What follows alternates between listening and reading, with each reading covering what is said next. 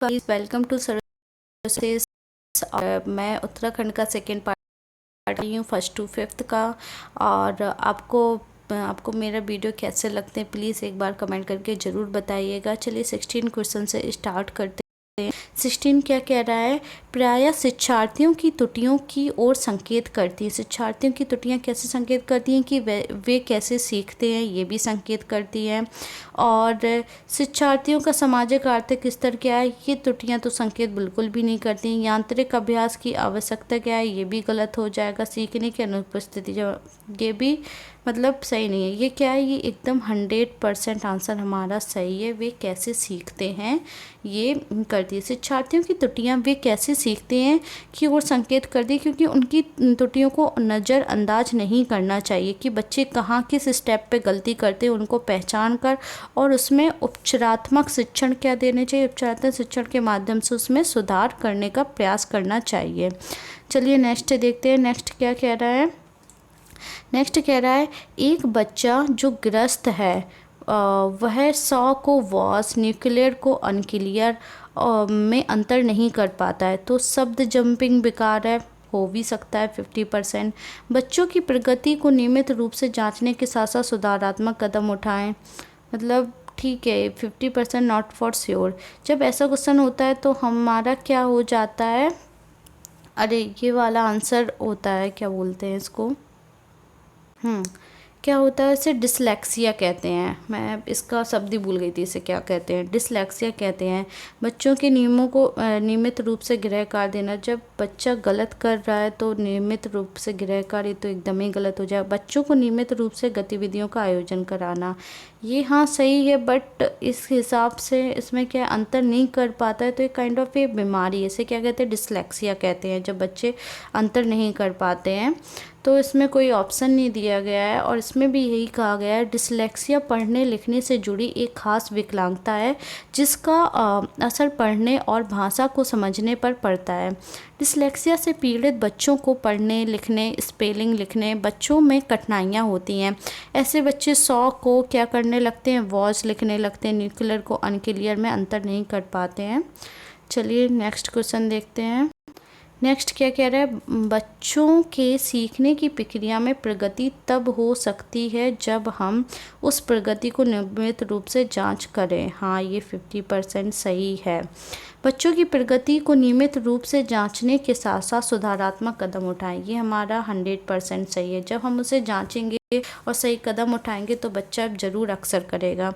और बच्चों को नियमित रूप से गृहकार दें, ये तो गलत है।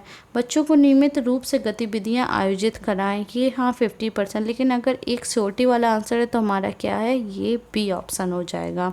बच्चों को नियमित रूप से वर्क दें और उसमें सुधारात्मक कार्य करें। नेक्स्ट क्या कह रहा है? कोलबर्ग के अनुसार शिक्षक बच्चों में नैतिक मूल्यों का विकास कर सकते हैं। हमेशा जब भी कभी कोलबर्ग आए तो नैतिक मूल्य आए, तो ऐसा ऑप्शन वह देखिए जिसमें नैतिक मूल्य है। तो क्या है? नैतिक मूल्य पर आधारित चर्चाओं को उनमें सम्मिलित करें, ये तो सही है। कैसे व्यवहार किया जाना चाहिए? कठोर निर्देश, ये गलत है।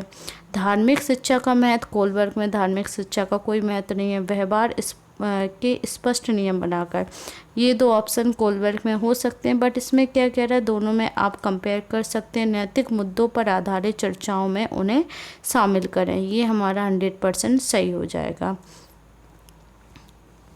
कोलबर्ग के अनुसार शिक्षक को बच्चों में नैतिक मूल्यों का विकास करने के लिए उन्हें नैतिक मुद्दों पर आधारित चर्चाओं को शामिल करना चाहिए। चलिए नेक्स्ट देखते हैं।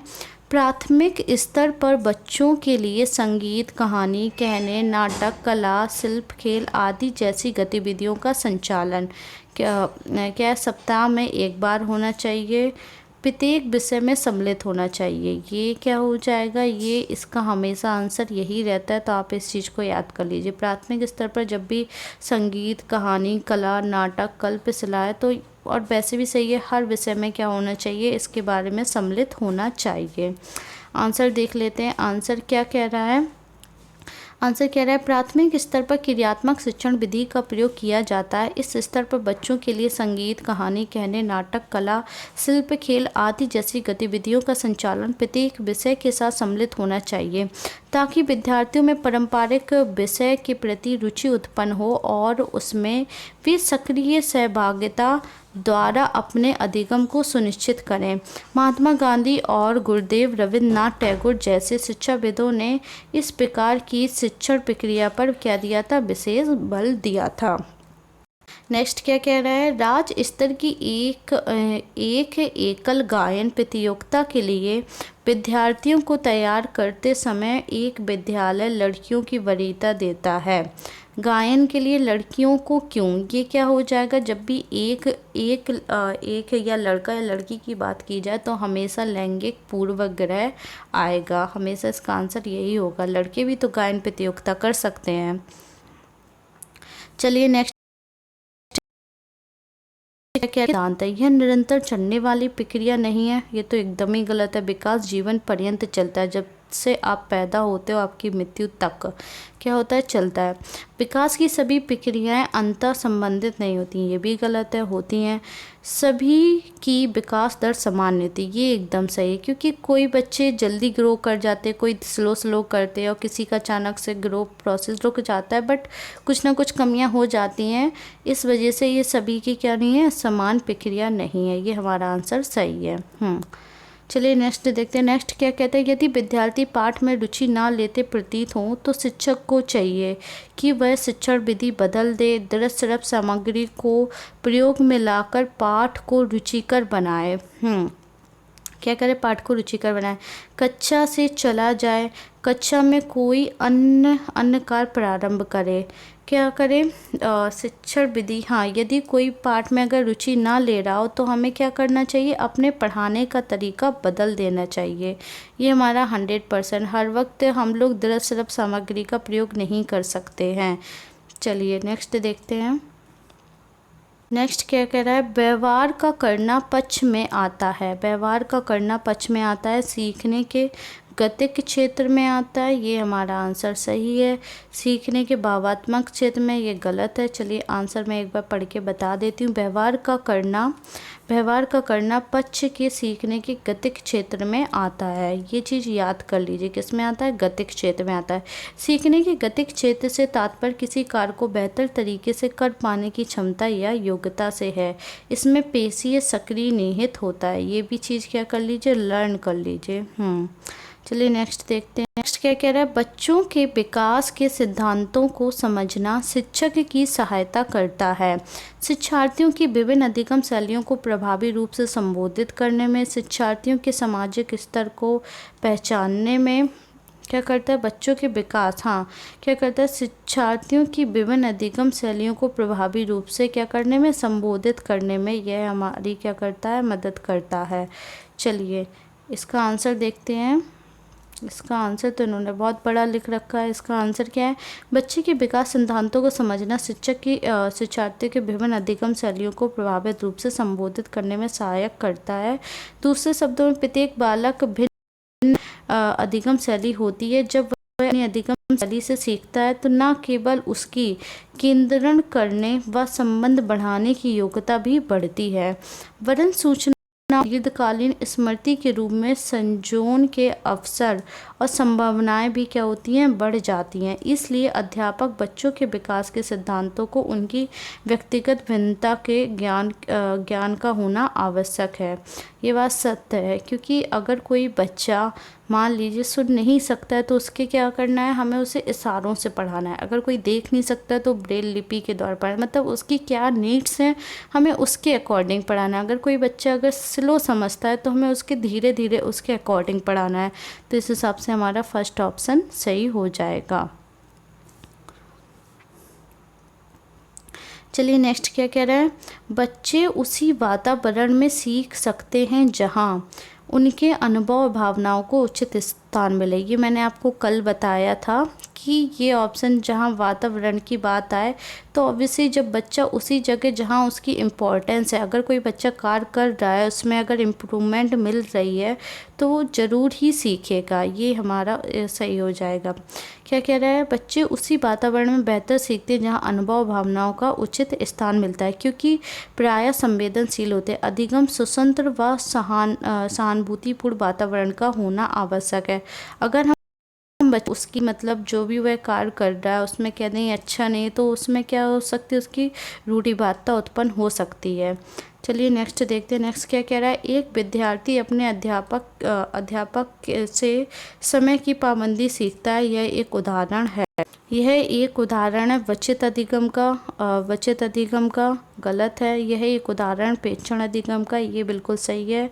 तो चलिए इसका आंसर देखते हैं। यह क्या कह रहा है, क्या कह रहा है, यदि कोई विद्यार्थी अपने अध्यापक से समय की पाबंदी सीखता है तो प्रेक्षण अधिगम का यह एक उदाहरण है, क्योंकि विद्यार्थी अपने शिक्षक के व्यवहार का अवलोकन करता है, मतलब वैसे हमारे टीचर क्या कर रहे हैं उस चीज़ को देख के सीखता है और अपने व्यवहार का अनुकरण करता है। वह भी अपने व्यवहार में क्या करता है, उसको अनुकरण करने की कोशिश करता है।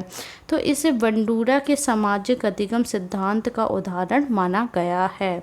चलिए नेक्स्ट देखते हैं। नेक्स्ट क्या कह रहा है, विद्यार्थियों की सीखने में जो रिक्तियां रह जाती हैं उनके निदान के बाद चाहिए। उनके निदान के बाद क्या चाहिए, सघन अभ्यास कार्य होना, समुचित उपचारात्मक कार्य होना, सभी पाठों को व्यवस्थित रूप से दोहराना और शिक्षार्थियों अभिभावकों को उपलब्धि के बारे में बताना। क्या हो जाएगा, समुचित उपचारात्मक कार्य होना, ये हमारा क्या हो जाएगा, सही हो जाएगा।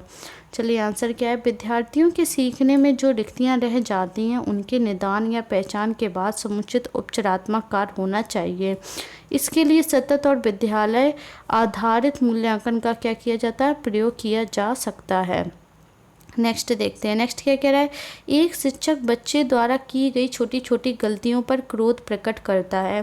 तो यह इंगित करता है वह बच्चे का शुभ चिंतक है, ये गलत हो जाएगा। उसमें ज्ञान की कमी, ये भी गलत हो जाएगा। वह कुंठित है, ये भी गलत है। वह संवेगात्मक रूप से संतुलित नहीं है। जब भी वह क्रोध प्रकट करता है, मान लो उसे गुस्सा आता है, छोटी छोटी चीज़ें इरिटेट होता है, तो क्या हो जाएगा, वो संवेगात्मक रूप से स्थिर नहीं है। चलिए नेक्स्ट देखते हैं। नेक्स्ट क्या कह रहा है, नेक्स्ट कह रहा है एनसीएफ सन 2005 के संबंध में निम्न में से कौन सा कथन सही है। क्या क्या कह रहा है, एनसीएफ 2005 के संबंध में निम्न में से कौन सा कथन सही है। यह भारत के विद्यालय शिक्षा के संबंध में एक संवैधानिक संशोधन है। यह एनसीईआरटी के द्वारा तैयार किया गया दस्तावेज है जो भारत के विद्यालय शिक्षा के संबंध में संस्तुति को प्रस्तुत करता है। ये हमारा ऑप्शन क्या हो जाएगा, सही हो जाएगा। चलिए आंसर पढ़ते हैं। आंसर क्या कह रहा है, एनसीएफ सन 2005 राष्ट्रीय पाठचर्या की रूपरेखा सन 2005 एनसीईआरटी द्वारा तैयार किया गया एक दस्तावेज है जो भारत की विद्यालय शिक्षा के संबंध में क्या करता है, स्तुति प्रस्तुत करता है। चलिए हमारा सही हो गया है। थैंक यू और प्लीज़ मेरे चैनल को लाइक एंड सब्सक्राइब ज़रूर कर देना। मेरे सब्सक्राइबर बहुत कम हैं, तो आप लोग सपोर्ट दिखाएंगे तो मेरा भी एफ़र्ट अच्छा होगा। चलिए थैंक यू, बाय बाय।